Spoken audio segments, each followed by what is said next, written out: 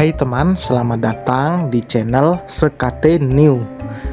Jangan lupa pada teman-teman untuk like, komen, dan subscribe supaya tidak ketinggalan update dari channel ini.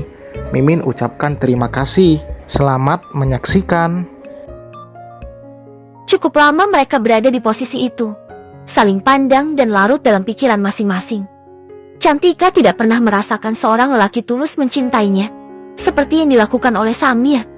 Perlakuannya yang lembut, juga perhatiannya yang terkadang buat ia merasa berarti sebagai wanita, dan caranya memandang penuh kasih dan cinta berbeda sekali dengan mantan suaminya. Mereka tidak pernah lama saling bertatap mata, seperti yang sedang terjadi saat ini. Walaupun baru bangun tidur, Cantika tetap terlihat cantik. Wajahnya alami, tanpa riasan saja sudah buat hati Samir berdetak lebih kencang.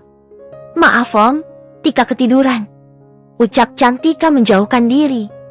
Tangan mereka saling melepas. Gugup, deg-degan berlama-lama di dekatnya.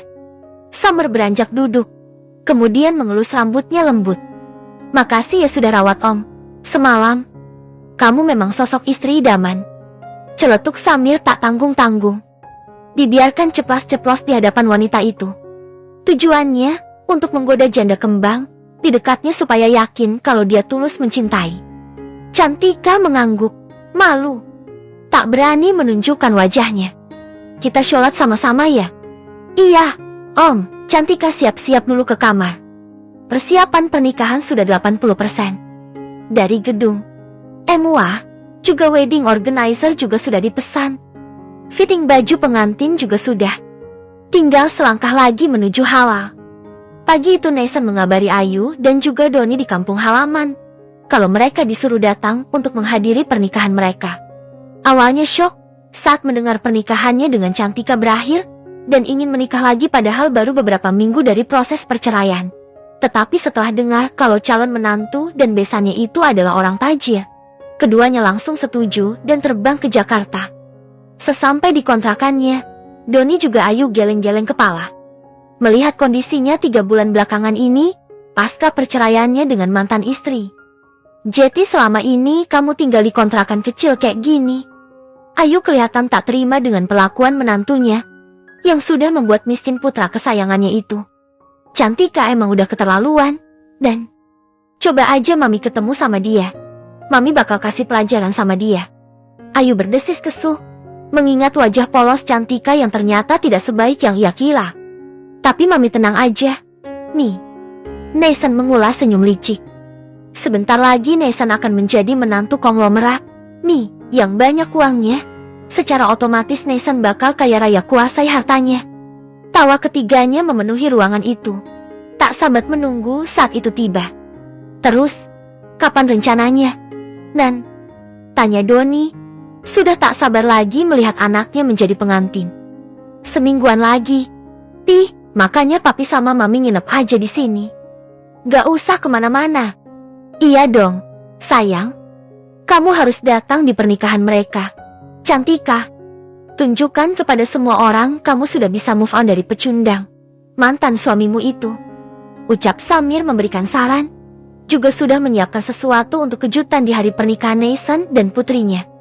Cantika hanya takut tidak bisa mengendalikan dirinya di depan orang banyak. Perasaan sedih sudah pasti masih membekas di dalam hatinya. Juga perutnya yang sudah membuncit, sangat tidak mungkin datang di pernikahan itu. "Tapi Om, apa yang kamu takutkan?" tanya Samir.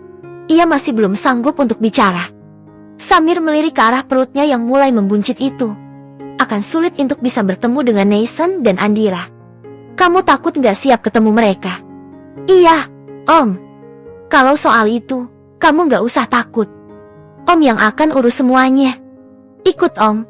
Sekarang, mereka berdua harus tahu mutiara yang sudah diinjak-injak akan bersinar datang di pernikahan itu. Sosok wanita cantik yang punya kepribadian baik akan tetap terlihat auranya." Mereka naik mobil, jalan menuju ke suatu tempat. Cantika berusaha untuk bertanya, hanya saja Samir masih merahasiakannya.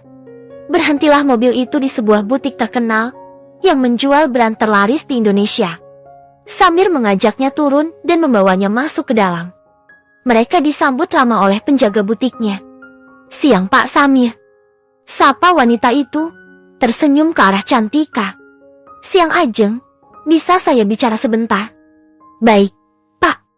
Samir menoleh ke arah Cantika, sebelum akhirnya izin sebentar. Tika, kamu tunggu di sini ya. Cantika hanya mengangguk sebagai jawabannya. Keduanya pergi tak jauh dari tempat Cantika duduk. Ajeng, carikan gaun pesta yang cocok buat wanita itu. Kalau bisa, gaun yang dipakai gak kelihatan kalau lagi hamil, ucap Samir memerintah ke wanita itu. Baik, Tuan. Setelah berbincang cukup lama, Samir kembali menemui Cantika. Duduk tepat bersebelahan. Tak lama, Ajeng datang membawa beberapa referensi gaun pesta untuk ibu-ibu hamil. 3 gaun yang ditunjukkan pada Cantika. Yang pertama gaun pesta berwarna merun, panjang sampai mata kaki. Yang kedua gaun berwarna coklat susu, juga panjang sampai mata kaki. Dan yang terakhir dress berwarna hitam pekat, selutut, tetapi terdapat rumbai-rumbai yang panjang menutupi dress tersebut. Sangat cocok dipakai oleh wanita hamil, bisa menutupi perutnya agar kelihatan tetap langsing dan rata. Silahkan dipilih, Tuan. Atau mau dicoba dulu juga boleh, ucap perempuan itu kepada mereka berdua. Cantika, silahkan kamu coba dulu gaunnya. Sedari tadi Cantika cuma bisa berdecak kagum melihat ketiga gaun-gaun itu yang super mewah dan elegan. Maksud Om Samir? Ia masih tak mengerti kalau salah satu dari ketiga gaun itu akan menjadi miliknya. Gaun ini kamu pakai di pesta pernikahan itu. Kamu harus pilih yang terbaik, jawab Samir. Cantika masih sungkan menerimanya. Tunjukkan kamu sudah move on dari mantan kamu yang gila itu. Tapi, Om, saya nggak suka penolakan. Cantika. Kali ini Samir sedikit tegas padanya. Dengan sangat terpaksa, ia ambil ketiganya. Dibawa ke ruang ganti, dicobanya satu persatu.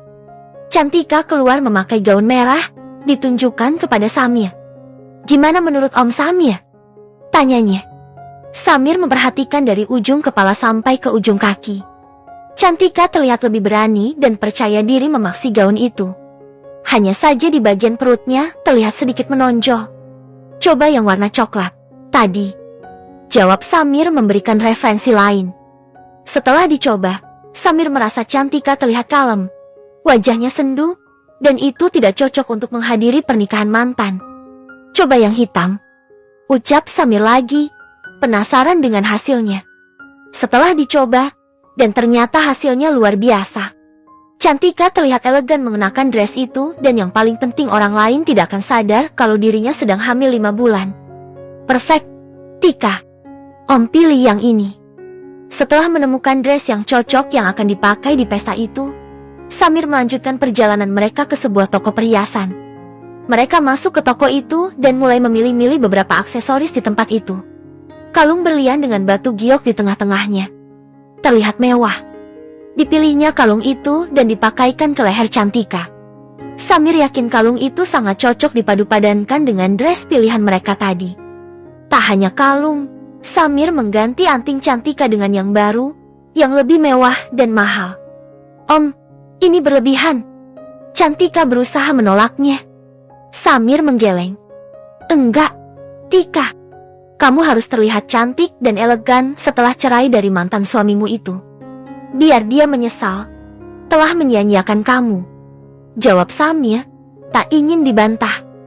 Lagian, kamu sendiri kan yang bilang kalau Om harus menunggu kamu sampai masa idah kamu selesai, baru kita bisa menikah, kan?